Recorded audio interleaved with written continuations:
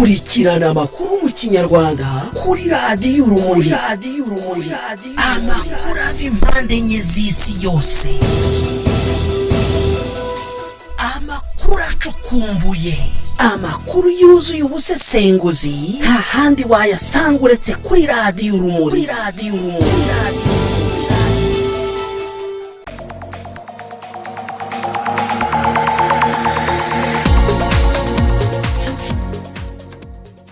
Twongeye kubasuhuza mwese abaduteza amatwi, turabashimira ko mukomeje gukurikira radiyo urumuri muri benshi muri gahunda z'ibiganiro binyuranye. Ikaze no muri aya makuru yo kuri uyu wa gatanu tariki 5 Gashyantare umwaka wa 2021. Ntabwo ndi umunyapolitike, nta nubwo rwose ariyo ndi mu guharanira. Icyo nkora nta kindi ni ukuvugira abaturage mu bintu bitagenda neza, mu bintu bitabashimishije, kugira ngo umunyarwanda anezerwe yishime nta abura. Ni Yvonne Idamange Iryamugwiza, umutegarugori warokotse jenoside yakorewe abatutsi, amaze gutanga ibiganiro bitatu mu minsi 5, amaze gutegwa amatwi n'abasaga 100,000.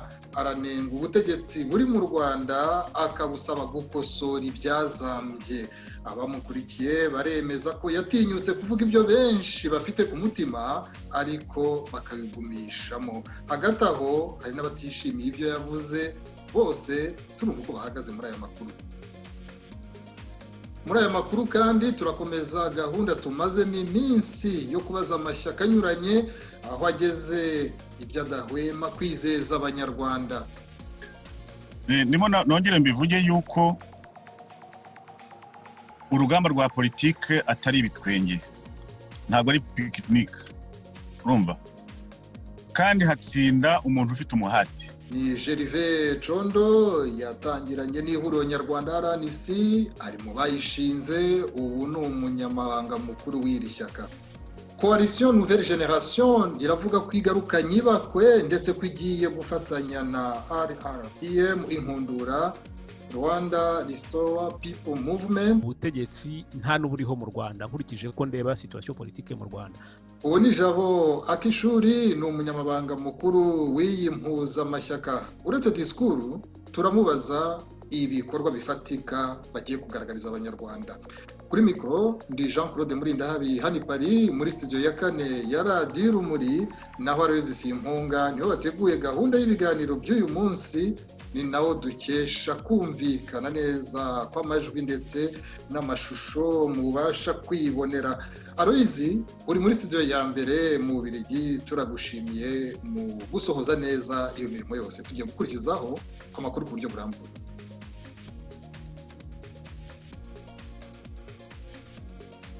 Duhere kuri iyi nkuru benshi bakurikiye muri iyi minsi, ibiganiro bigera kuri 3 umutegarugori Yvonne Idamange Iryamugwiza atanze mu gihe cy'iminsi 5 kuva ku itariki ya 31 z'ugushize. Ikiganiro cya mbere kimaze kurebwa n'abantu hafi 100,000.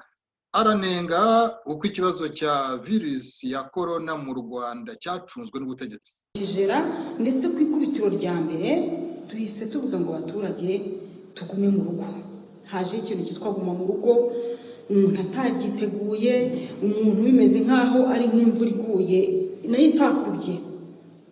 Ugasanga inama y'abaminisitiri irateranye, baravuze bati inama y'abaminisitiri yanzuye ko abanyarwanda bose baguma mu rugo, nta muntu wemerewe gusohoka ngo ave mu rugo rwe. Ariko iyo myanzuro igafatwa mu masaha ya mu gicuku, mu masaha 6 z'ijoro. Kenshi na kenshi abantu bamwe baryamye bararanye gahunda bazi ko bari bujyemo, nyamara babyuka bagasanga gahunda zahindutse. Iyo myanzuro igafatwa hari umuturage utahashye, hari n'utanafite n'igiceri na kimwe mu rugo ashobora guhaha ngo agaburira umuryango we. Iyo myanzuro igafatwa mu gicuku. Mu by'ukuri ntabwo naje hano kugira ngo ndwanye ngo abanyarwanda ngo bareke kwirinda coronavirus. Oya, ni icyorezo kiriho ndanacyemera, ariko icyo nsaba leta yacu y'u Rwanda ni ukugira ngo tubashe kurwanya icyo cyorezo, tukimanaginge, twebwe tuyobore corona, ariko kugira ngo corona ituyobore, corona iduseseze mu myobo, corona iduhabure, ibintu byose bihinduke corona, ubuzima bw'abantu bahagarare kubera corona. nibyo koko ko kwirinda dukaraba intoki dushyiramo metero ndabyumva no kudasabana, ariko tutirengagije ubuzima bw'abanyarwanda. Niba inama y'abaminisitiri iteranye bakavuga bati abanyarwanda bagume mu rugo, mwirengagije ko hari abanyarwanda badafite ikintu cyo kurya, mwirengagije ko 3/4 by'u Rwanda by'abanyarwanda barya ari uko bahagurutse bashakishije bahize, uwo muturage mukingiranye muramukingirana murinde corona yicwa n'inzara. Ibyo byo biraba bimaze iki? Mukavuga muti turabafasha, aho niko leta yambwira iti dufasha abaturage iyo twabakingiranye. Mubaha iki? Bya bifu byapfuye bya kawunga byaboze birura mugenda mukavuga ngo murabahaye, nyamara ibyo bifu ntibabasha no kubisongamo ubugari burya birabananira ngo babishishamo igikoma kugira ngo babashe kubona ukuntu babinywa, kuko ubugari bwarananiye ntibushobora kuvamo. Ese nk'uwo muturage uramufashije cyangwa umushyize mu gihano? Ubundi ngo mumuhaye ngo ikiro cy'ibishyimbo bidateze gushya, ikiro cy'ibishyimbo kimwe akagitekesha amakara y'ibihumbi 2. Uwo muturage muramufashije cyangwa muramuhimye? Ni ukumubwira ngo jya mu rugo, nushaka ubeho, nushaka upfe, ntabwo ibyo twibitureba. Ariko nkamwe bayobozi, ibi biryo muha abanyarwanda nabyo bitabasha kubageraho bose, izo kawunga n'ibyo bishyimbo, hari n'umwe muri mwe wabifata akabijyana mu rugo rwe akabigaburira abana be? Birakwiye ko dufata imyanzuro, ariko tubanje no kureba ku buzima bw'abanyarwanda bari hasi. Ntabwo abanyarwanda twese dufite ubuzima bumwe, ntabwo abanyarwanda twese tubayeho kimwe. Ntabwo bikwiriye rero ko Burayi bufata imyanzuro ngo bugumishe abaturage mu rugo, Amerika ifata imyanzuro igumisha abaturage mu rugo, n'u Rwanda rufata imyanzuro bugumisha abaturage mu rugo, nyamara nta kintu kibanze mubahaye cyo kubaho. Ibyo bihugu iyo bigumisha abaturage babyo mu ngo barabatunga, nta muturage wakicwa n'inzara, nyamara tutirengagije ko abanyarwanda benshi inzara yabica. Kuri icyo kibazo rero cyo gukingirana abantu rwose, ngewe kuganjye nk'umunyarwanda utinyutse, kuko benshi niko babyifuza ariko baratinya uko bavuga, ariko nkanjye umunyarwanda utinyutse warangije gushira ubwoba ubungubu, ndasaba leta y'u Rwanda ngo mudukingurire tujye hanze, dukore twihigire nk'uko twihigiraga, twitunge nk'uko twitungaga, mwe kuduha izo ntica ntikize nazo zigera kuri bamwe abandi ntizibagereho. Yvonne Idamange avuga ko atigeze abona abategetsi basoza inshingano zabo uko bikwiye, kuva kuri perezida wa repubulika kugeza ku baminisitiri, unyuze kuri minisitiri w'intebe n'abagize inteko ishinga amategeko. Mu Rwanda rero ngewe nabonyemo amayobera, ntabwo navuga ko ari amayobera matagatifu, ni amayobera ntazi uko ameze, ariko nabonye mu Rwanda buri wese yirwanaho mu bushobozi bwe, mu byo adashoboye, ubundi abantu bagaceceka. Ariko mwa bantu mwe, ngewe iki cyorezo kiza cya corona ntabwo nigeze mbasha kubona nyakubahwa perezida wa repubulika asohoka ngo afate mikoro abwira abaturage ati baturage banjye mukomere muhumure, abanyarwandakazi mwigira ubwoba, mwikuka umutima, icyorezo kirahari ariko dufite ingamba zo kukirinda, kandi mwinjire mu nzu noneho ubwo tubashyize muri guma mu rugo, ariko muzarya ku buryo ubu n'ubu. Muhumure, nta munyarwanda uzicwa n'inzara, muhumure, nta munyarwanda uzabura uko yivuza, muhumure mukomere, ndahari nk'umuyobozi wanyu mbari imbere. Ntabwo mbizi niba hari abandi babibonye, ariko ngewe ntabwo nabibonye mu by'ukuri, mvugishije ukuri ntabwo nabibonye.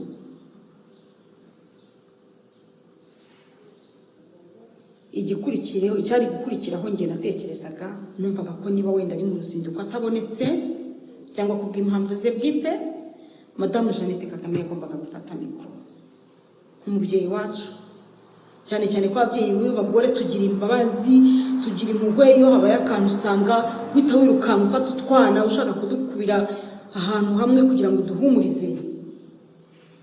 Numvaga yakagombye kuba yarafashe mikoro akatugira imbere nka first lady akatubwira ati muhumure bimeze gutya, nubwo adahari, nubwo bimeze gutya, ariko muhumure, hari ingamba, hari ukuntu turi bubigenze.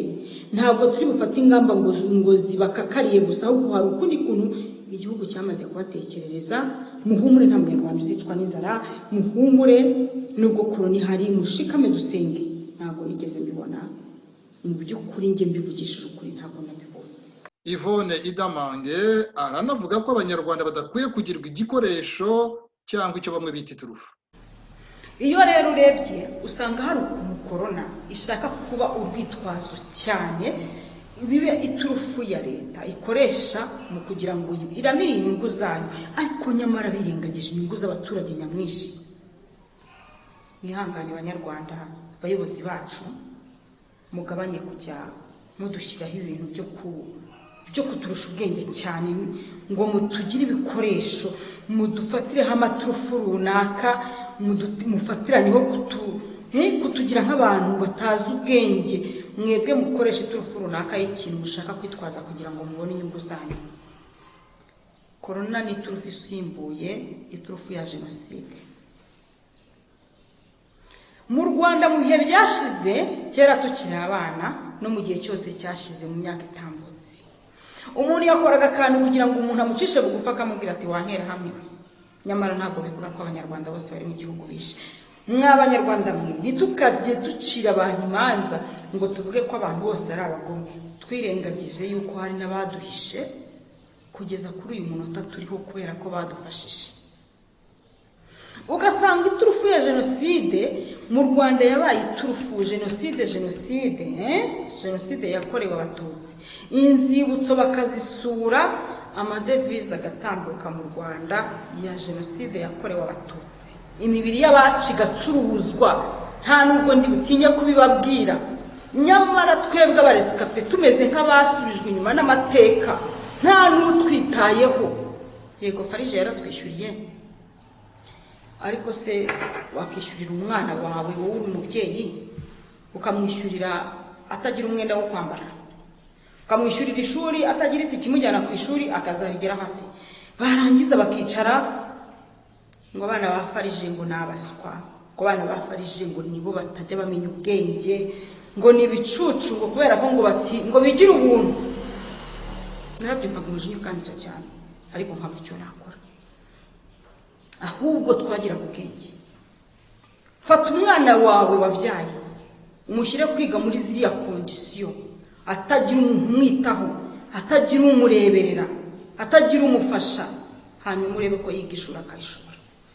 Twagira ubwenge. Iyo turufu mukayirisha, tukayumva twe tugashira mu mitima, abapfakazi inzu zibagwaho, incike, inzu zubakiwe, harubakiye inzu zitagira fondasiyo, zifite ubufondasiyo bw'ubutafari, nyuma y'imyaka ingahe bukababurahirimiye. Abenshi inzu zabaguyeho, abenshi inzu zabo zarahirimye, ariko nyamara imibiri y'abacu icuruzwa mu nzibutso zitandukanye, birirwa bavuga jenoside, dore ko ni ikintu kitakubayeho kukivuga byoroha cyane. Mumbabarire nari ntambikiriye gato, si ibyo nashaka kuvugaho, nuko ariko akunda umuntu bafite ibintu mu mutima nabyo bikaba birasandaye. Nge ndabona n'iyi korona igiye kusaba iturufu nka jenoside mu Rwanda. Duhagarike mu by'ukuri. Umuntu wese arakangishwa korona, ikibaye ni korona, ariko ni gute umuntu yambara agapfukamunwa ahagaze imbere y'igipangu cy'ikuko? Sinaje kuganundisha abanyarwanda ngo be kwirinda korona. Kwambara agapfukamunwa ndabyemera, ako tutayibagije ko umwuka duhumeka ari mubi, ari umwuka dusohora ari mubi, tutakagombye kuwusubiza mu bihaha ngo tuwuhumeke. Ibi byatangajwe na Yvonne Idamange. Hari abo bitashimishije mu bashyigikiye ubutegetsi, muri bo abo abantu babonye cyane mu nyandiko ku mbuga nkoranyambaga harimo Tom Ndahiro. Ni umwe mu bantu bazwi cyane n'abanyarwanda kubera inyandiko n'ibiganiro mu Rwanda, banamuzi nk'umushakashatsi ku bijyanye na jenoside. Yabaye umunyamakuru wa RBA, kera cyitwa Orenfor, yanditse mu kinyamakuru Imvaho Nshya. Muri iki gihe benshi bakaba bamuzi mu nyandiko cyane cyane kuri Twitter, aho akurikirwa n'abantu basaga 37,000, anasohora inyandiko n'ahandi hanyuranye. Kuri uyu wa kane yanditse kuri Twitter ye aho abantu babona ko yikomye uriya mutegarugori Yvonne Idamange iryamugwiza. Tom Ndahiro akagira ati Yvonne Idamange ni mushya mu bamamaza ibitekerezo by'interahamwe ngo jenoside ni iturufu. Akavuga ngo ni mugenzi wa Aimable Karasira, Umubavu TV, Victoire Ingabire, Apotre Mutabazi, Gatanazi n'abandi, akongeraho ngo n'abandi bazaduka leta nidahagurukira guhana abapfobya jenoside bakanakangurira kwigomeka ku butegetsi. Tom Ndahiro agakomeza mu yindi Twitter avuga ngo Idamange umutwe we wuzuye ubugome bw'ubuterahamwe, kimwe n'abakorana nabo bamuhombanyije ishusho ngo yiyoberanye. Twahamagaye Tom Ndahiro kuri telefoni igendanwa tugira ngo tumubaze icyo ashingiraho avuga ko bari abantu bose bamamaza ibitekerezo by'interahamwe. Cyakora tubwira ko ubwo twamuhamagaraga atarafite umwanya. Igihe Tom Ndahiro yabonekera mu byo twamubaza ni ugusubiza abibaza ko ibyo yanditse muri ziriya Twitter birimo guharabika no gutera ubwoba abavugwamo, ndetse n'impamvu avuga ko uyu mutegarugori yiyoberanya kandi ubwe yaratanze amazina ye, aho atuye na nimero ye ya telefoni.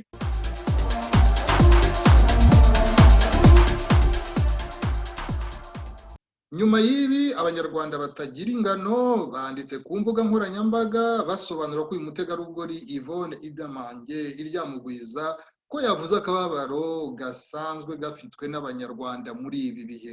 Mu banditse kuri Facebook hari nka Jean Claude Nkubito yagize ati ku mbuga nkoranyambaga haracicikanwa amajwi n'amashusho by'uwitwa Yvonne Idamange ugaragaza ibibazo byinshi yibaza kuri Guma mu Rugo.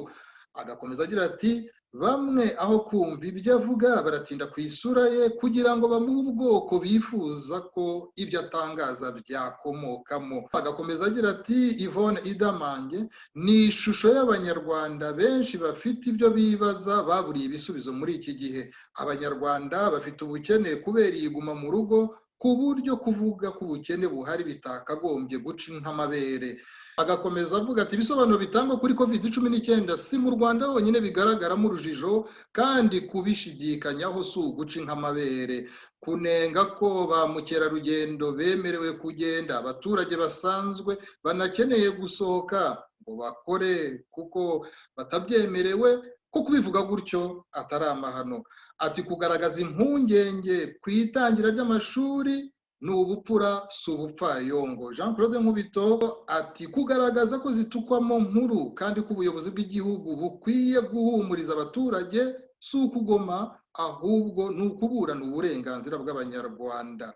Akomeza agira ati nasabaga abantu kutihutira kwikoma umuntu, nkanasaba abantu kutirengagiza ibyo Idamange yavuze kuko yabivuganye ikinyabupfura cyinshi ku buryo ari uwo gutegwa amatwi. Kongeraho ati kwihutira kumurega gupfobya jenoside si wo muti, ahubwo guhora tubona gupfobya jenoside muri buri jambo niko kuyipfobya cyane. Kubw'ibyo rero Jean Claude Nkubito akagira ati shingane Idamange Yvonne. Jean Claude Nkubito yabaye umunyamakuru igihe gisaga imyaka 25, muri iki gihe akaba ari umunyamabanga uhoraho w'umuryango uharanira ko amakimbirane yakemurwa mu nzira y'amahoro n'ibiganiro. Ukunze kwegera abashyamiranye mu bihugu byo muri Afurika ukababera umusemburo wo gucururuka no kuganira bagamije kurebera hamwe umuti w'ibibazo. Mu Gifaransa mu magambo ahinnye ni IDPA, mu magambo arambuye ni Initiative pour le dialogue et la paix en Afrique. Mu masaha ashize uriya mutegarugori Yvonne Idamange yatangaje ko ari amahoro nyuma y'uko ku wa kane ngo yari yahamagawe kuri telefoni n'uwavugaga ko yitwa Arnaud ko akora ngo muri RIB, amubwira ko azamusanga iwe ngo agire icyo amubaza. Nyamara kuri uyu wa gatanu Idamange yavuze ko ashidikanya ko uwo muntu yaba akorera RIB kuko ngo yongeye kumutelefona amubwira ko yitwa Mugisha ndetse akamubwira ko basanzwe baziranye nyamara Idamange atamuzi. nyuma y'impungenge benshi bari bamugiriye, Idamange yatangaje ko uyu munsi ari amahoro.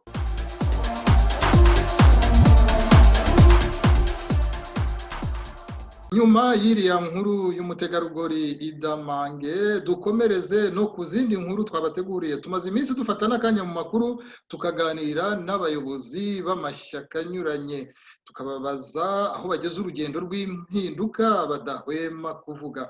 Uyu munsi dukomereze ku ihuriro nyarwanda RNC. Umwe mu barishinze ni Gervais Condo, ari muri Leta Zunze Ubumwe za Amerika. Gervais Condo niwe munyamabanga mukuru w'iri shyaka muri iki gihe. Abahanga ba politike mu bindi bavuga bagira bati kimwe mu byibanze ku bashaka kwigiramo umusaruro ko ari uguhuza abantu, dore ko munitwa ihuriro nyarwanda, kubumbatira abantu benshi bishoboka, bene gihugu benshi bashoboka, kugira ngo umushinga n'ibikorwa bigamijwe bigira abantu koko babisigasira. Iyo ntego n'ibigaragarira mu izina ryanyu nuko nayo yari mu nkingi. Mwumva mu rugendo murimo iyo ntego, icyo cyifuzo mugihagazemo neza?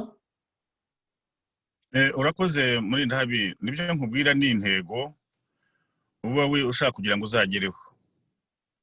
Ukavuga uti ndajya guhuza abanyarwanda, kandi ntekereza ko n'abandi bose n'abari tuhanganye nabo b'i Kigali niko barimo kuvuga.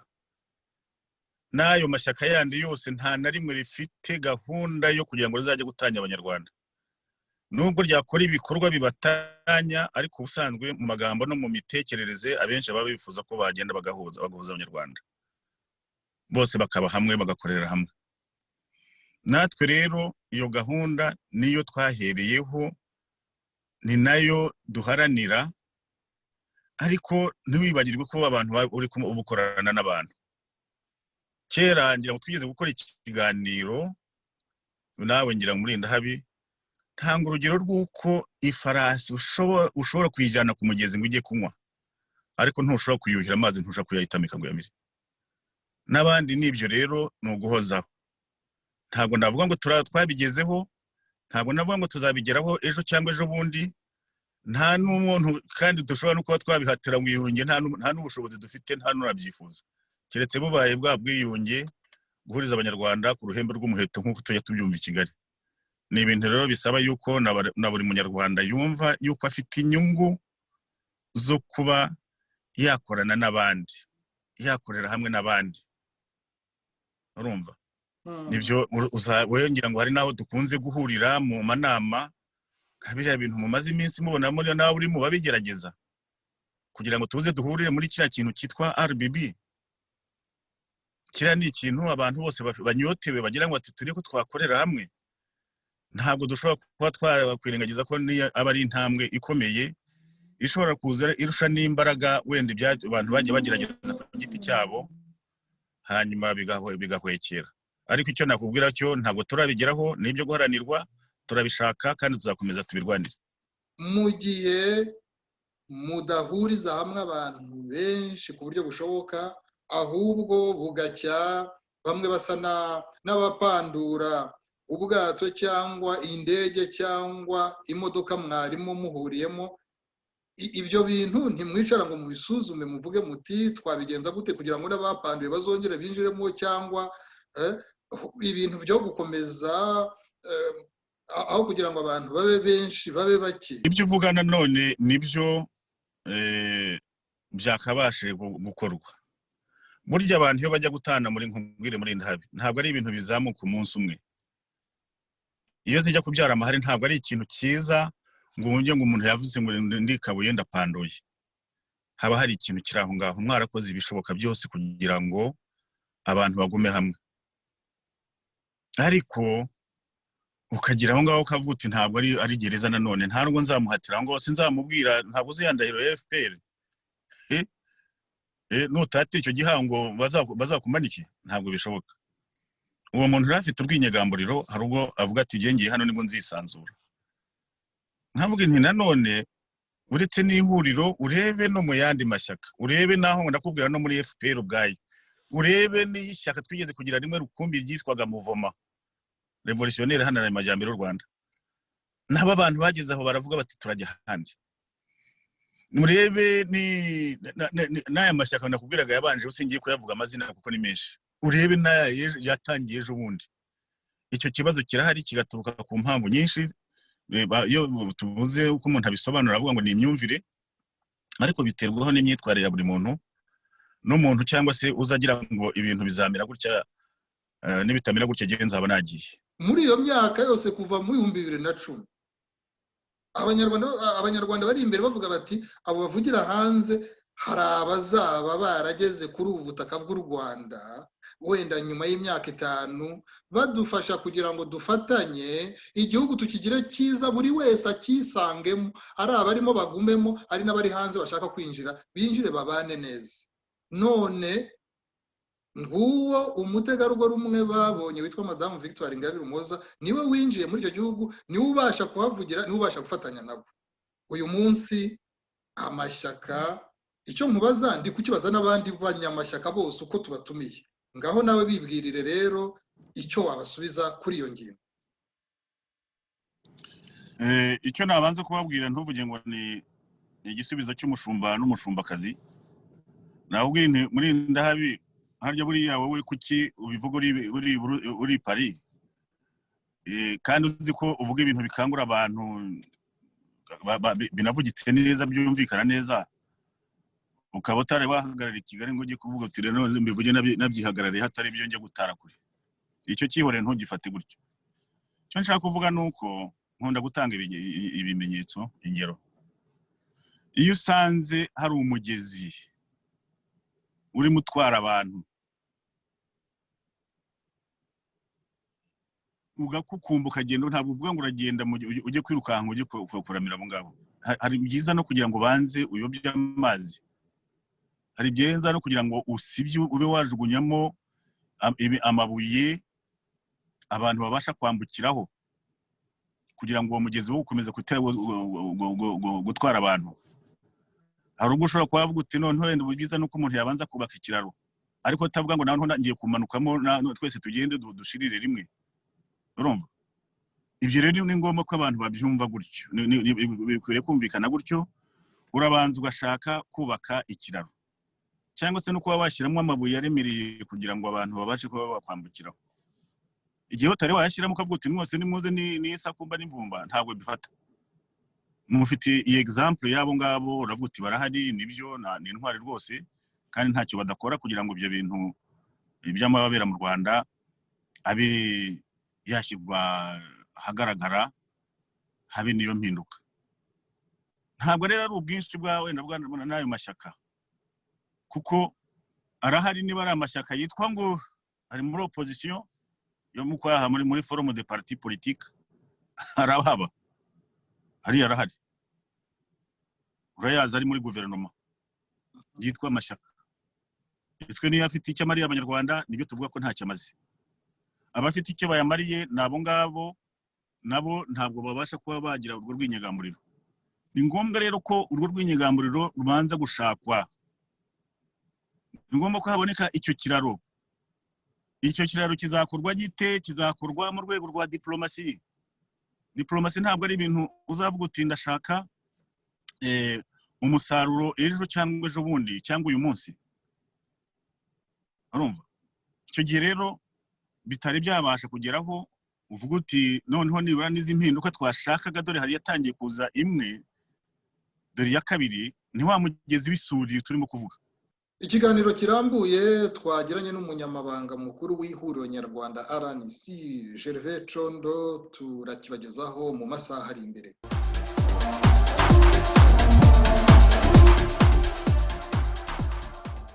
Impuzamashyirahamwe Coalition Nouvelle Génération iravuga ko igarukanye ibakwe mu bikorwa bya politike. Ni nyuma y'inama bakoze kuri uyu wa kane. Umunyamabanga mukuru w'iyi mpuzamashyirahamwe Jabo Akishuri yanatangaje ko bamaze kwakira undi munyamuryango mushya muri iyi mpuzamashyirahamwe, akaba ari RRPM Inkundura, Rwanda Restore People Movement. mu byo namubajije harimo ko yanasobanura uretse disikuru ibikorwa bagiye kugaragaza ibyo ari byo. Jabo Akishuri.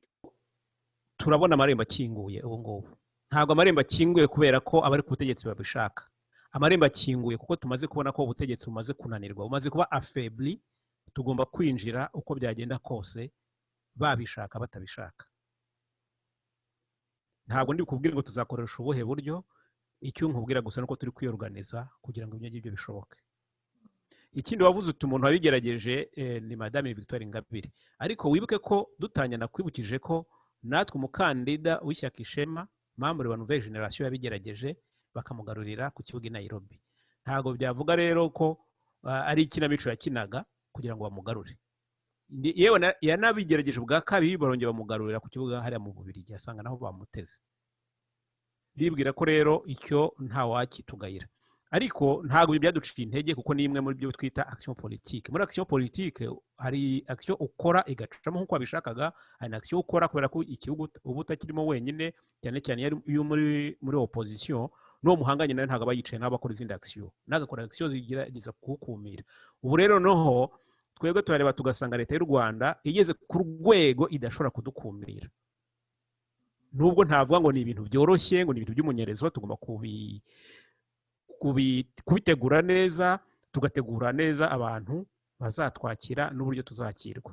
Ariko ikigaragara ni uko mu by'ukuri inzira irafunguye. Ngewe nanavuga yuko ubutegetsi nta n'uburiho mu Rwanda nkurikije ko ndeba situation politique mu Rwanda, ahubwo igisigaye no kugira ngo twebwe abo muri opposition, simvuga Nouvelle Generation yonyine, Nouvelle Generation izakira iryayoboye n'abandi bakira iryayoboye. Wibuke ko igihe ishyaka nyoboye riri no muri RBB, aho hose turimo turagenda dushakira ingufu hirya no hino kugira ngo tusegeranye. Dufite na gahunda yo gukomeza gusensibiliza n'abandi bantu bagikora mu bwigunge, izo mbaraga zize. Ariko Nouvelle Generation icyo dushyize imbere ni ukureba uburyo urugendo rwacu rugana impinduramatwara rwashoboka kandi rugashobokera mu gihugu. Yego, mwizeye guhaguruka, wenda ugiye kutubwira ngo ni ryari, nabyo bisobanure, kuko burya kuvana abantu mu rujijo, mu cyeragati, mwebwe mukora politike, abantu bakwifuza ko mwabigaragaza bitari bya bindi koko bimeze nk'ijambo rigendera mu magambo, mu mvugo iryoshye ku matwi, ariko abantu batabona koko icyo bishobora kuganishaho gisobanutse. Uyu munsi mwasobanura ko muzahaguruka mwemye mukinjira mu buryo bw'amahoro, kuko hari uburyo bwinshi bwo kugira ngo abantu binjire mu bikorwa bya politiki cyangwa mu mpinduka. Hari abibaza rero bati uyu munsi mwebwe muzabigenza gute? Muzahaguruka nk'abanyarwanda muvuge muti iki gihugu ni icy'abanyarwanda bose, mwinjire gutya gusa? Murumva mubifitiye icyizere yuko kwinjira muri ubwo buryo bizakunda ku buryo bworoshye, cyangwa mufite ukundi kuntu muzabigenza? Icyo nakumenyesha, ntabwo abayobozi b'amashyaka cyangwa se ba politiki cyangwa se ba Nouvelle Generation ari bo rwego cyangwa se ari bo kamara. Twe muri strategy twakoresheje nuko tumaze kubaka rezo mu gihugu ziriyo. Ni ukuvuga ngo abanyamuryango b'amashyaka agize Nouvelle Generation bari mu gihugu imbere, abanyamuryango ba Nouvelle Generation ari bo nyine bayo mashyaka bari mu gihugu imbere. Ni ukuvuga ngo si ngombwa yuko twe tuba turiho, ariko kugira ngo dutanga urugero rw'ibyo tuvuga, turimo turakora ibishoboka byose kugira ngo tuzajyeyo. Nituzanabasha no kujyayo tuhegere, tujye mu bihugu duturanye. Nabwira abanyarwanda nuko twebwe dukora politiki, ntabwo ari twebwe kamara ko gukemura ibibazo. Twebwe turi abagaragu b'abaturage, tubavugira ibibazo, tukaba dushobora kubigeza kure. Icyo rero nababwira ni muhaguruke namwe, mugire ubutwari nk'ubw'abantu batangiye kugaragaza, ba Karasira, ba Idamange, ba Apotre Mutabazi, hari n'uriya munyamakuru Etienne Gatanazi, hari n'abandi.